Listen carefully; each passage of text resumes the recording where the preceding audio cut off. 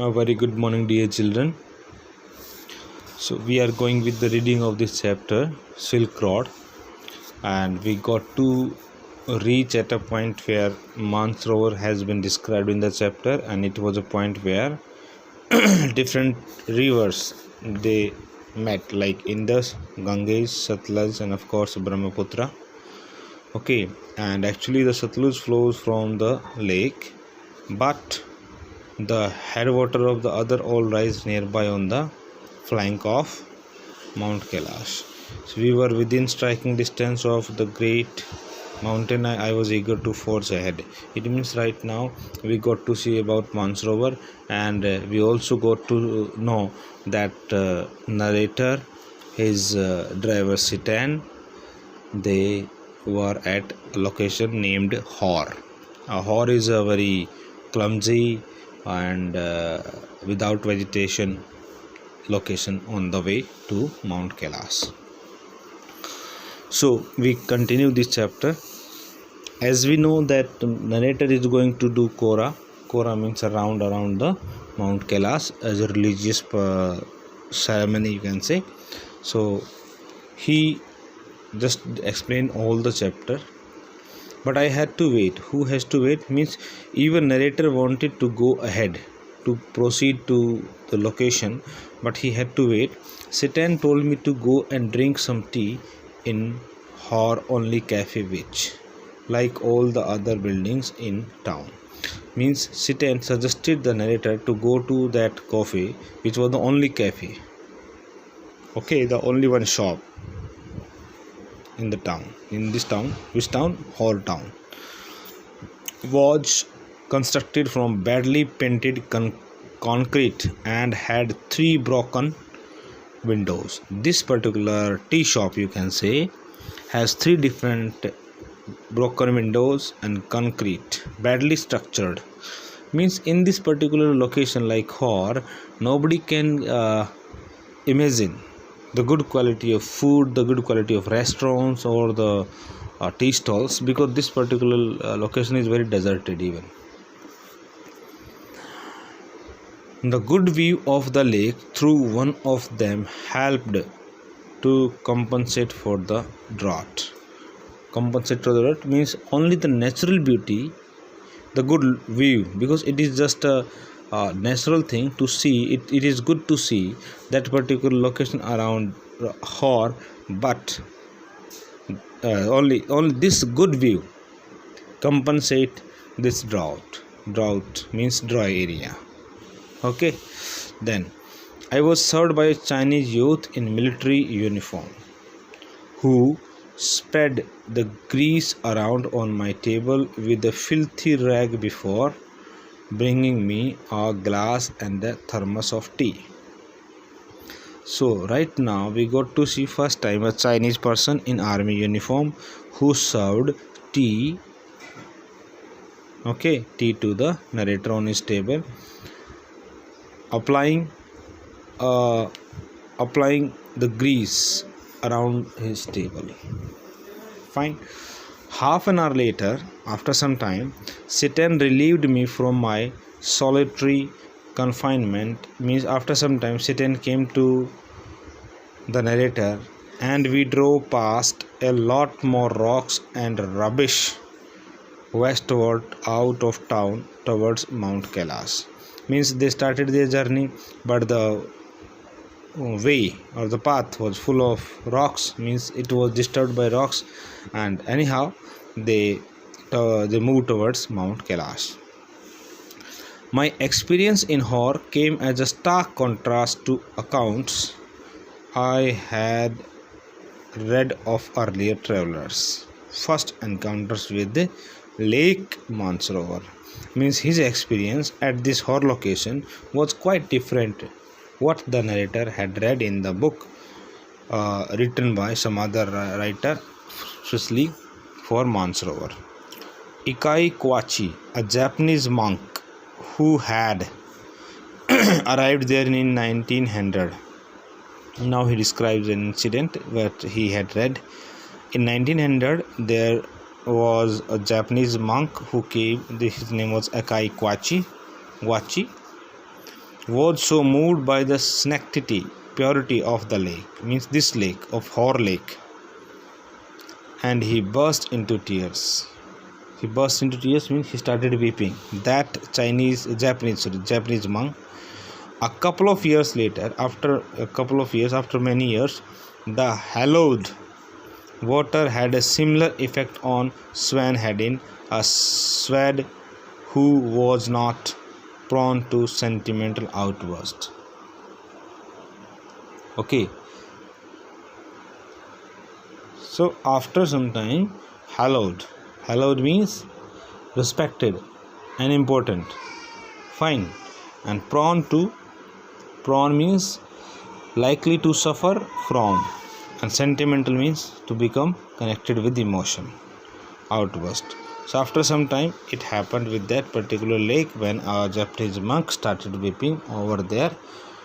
Then it was dark by the time we finally left again. Means it was evening time when they left the location Hor, and after 10:30 p.m. we drew up outside a guest house in Darchan. After leaving Hor location, the narrator and his driver they reached at Darchan location for what turned out to be another troubled night. Means as they faced a problem at Hor of feeding and all, now the next location is Darchan. They again are going to face a bad night, a troubled night. Kicking around in the open air rubbish dump that passed for the town of Hor,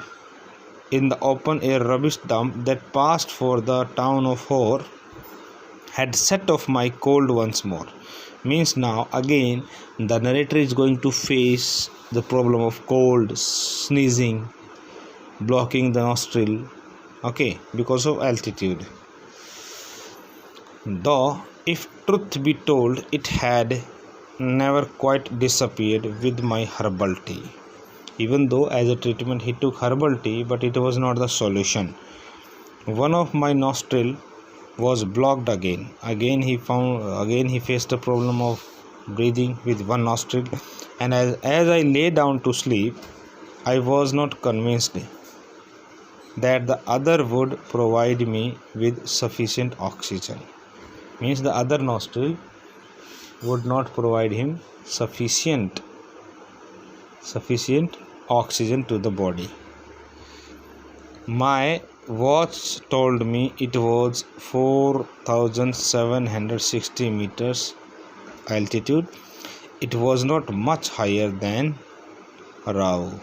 Rao was approximately 5,000 something, and there I had been gasping for oxygen several times. Gasping means trying to get, okay, wanting, needy very badly oxygen several times, because one nostril of the narrator was blocked or jammed.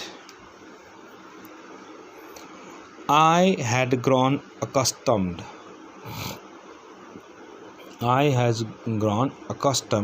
to these nocturnes related to night time disturbances by now, but they still scared me. Means all their disturbances, they make the narrator afraid to pass that night at Darchan location. After that, tired and hungry, I started breathing through my mouth. Now nostrils were not supporting the narrator, then he started taking breathing from his mouth. After a while, I switched to single nostril power, which seemed to be admitted enough oxygen. But after taking breathing from mouth, he tried to take sufficient oxygen from one nostril. But just as I was drifting off means to fall asleep, I woke up abruptly. Abruptly means suddenly. Something was wrong. Something happened wrong over there. My chest felt strangely heavy and I sat up. Due to cold, there is a problem in his chest. Already one nostril of the narrator was jammed, so he could not sleep that night. Obviously, there was some kind of jam in his chest also due to cold, due to temperature. A movement that cleared my nasal passages almost instantly and relieved the feeling in my chest. Then a movement came to his chest and it gave relax to the narrator. Curious, I thought. Strange. It is strange that as he was about to sleep, he could not sleep because there was something wrong with his chest, and he got up suddenly, and at that time, a sudden relief came to his nostril. I lay back down and tried again. Again, he sat down on the bed and tried again. Same result, the same thing happened. I was on the point of disappearing into the land of Nod when something told me not to. Okay, it means here the writer land of Nod means sleep.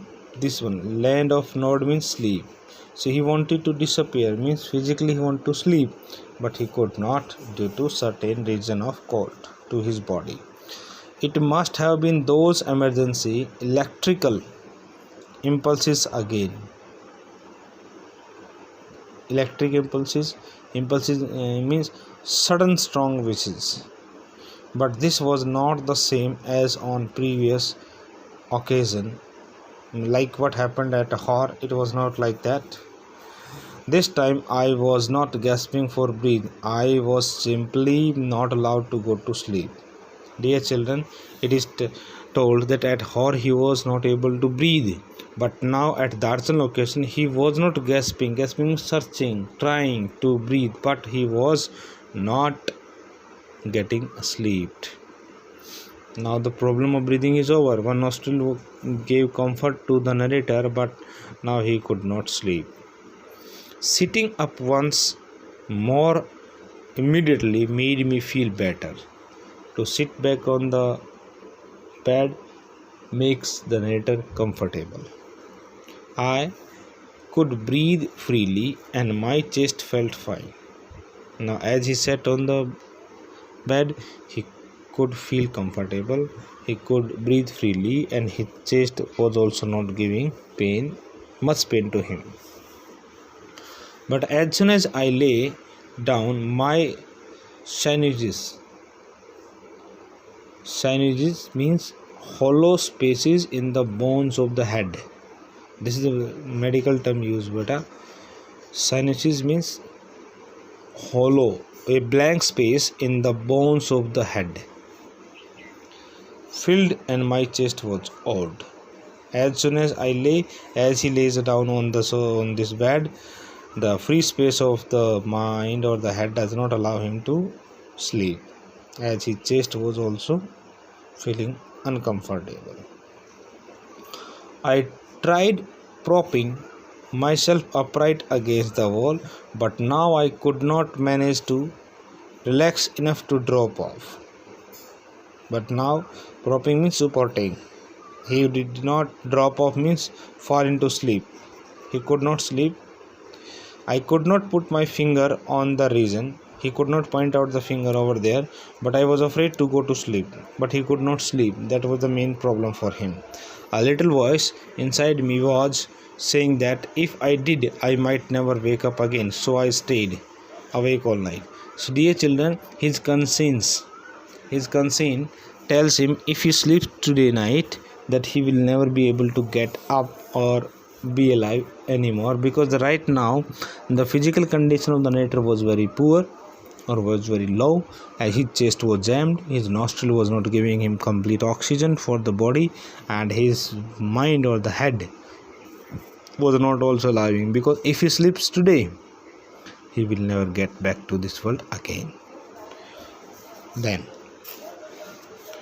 Sitan took me to the Darshan Medical College the following morning. So next morning, Sitan took narrator to the medical college. The medical college at Darshan was new, very new college it was, and looked like a monastery from the outside. Monastery means building of which monk live, especially the equipment that are you need to for particular activity. Okay, so together and pray means this one monastery means where monk lives for praying. From the outside with a very solid door that led into large courtyard. So this building was also new, the college was also new, and this building looks like a religious place of monk. We found the consulting room, doctor room, which was dark and cold and occupied by a Tibetan doctor. The doctor was Tibetan, who wore none of the paraphernalia. Paraphernalia means large number of objects that a doctor generally wears, like stethoscope, apparel, all these things that I had been expecting. No white coat. He was not wearing apparel, means white coat. He looked like any other Tibetan with a thick pullover and a woolly hat. He was wearing a hat and pullover. When I explained my sleepless symptoms, when he explained his experience at night time to the doctor and my sudden aversion to lying down. Okay, so when aversion means a strong feeling of not liking, or you can say aversion means dislike.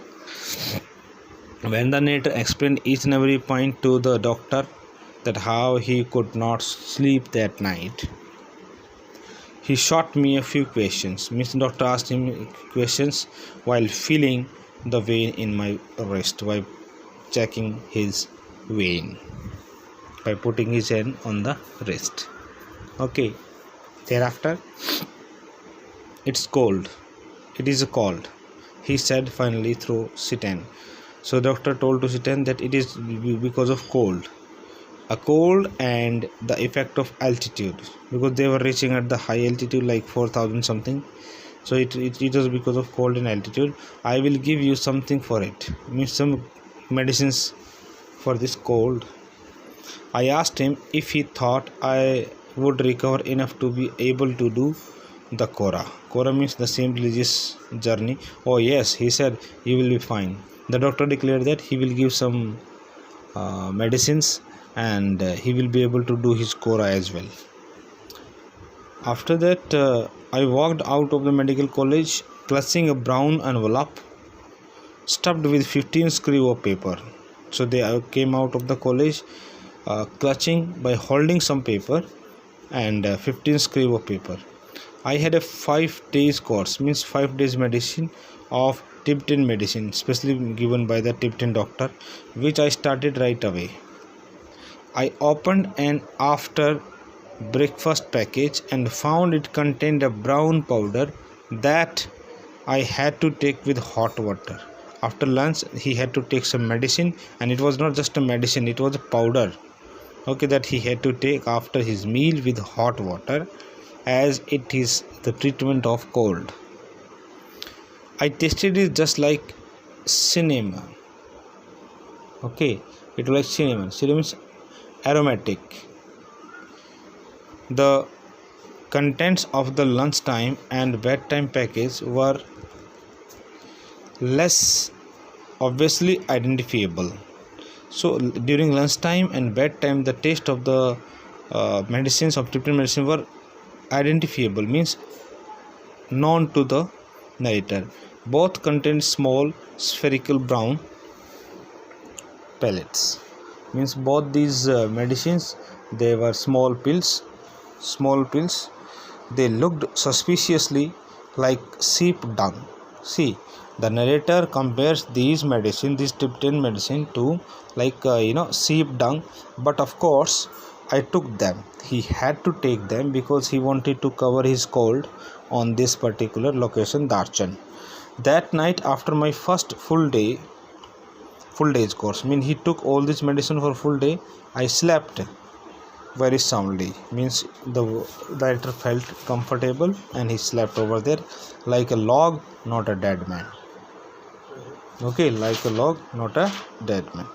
So that's all for today, and we will be carrying on the reading of this chapter, and I hope you have understood So do reading and try to understand this particular chapter, because it is completely a journey from one place to another place.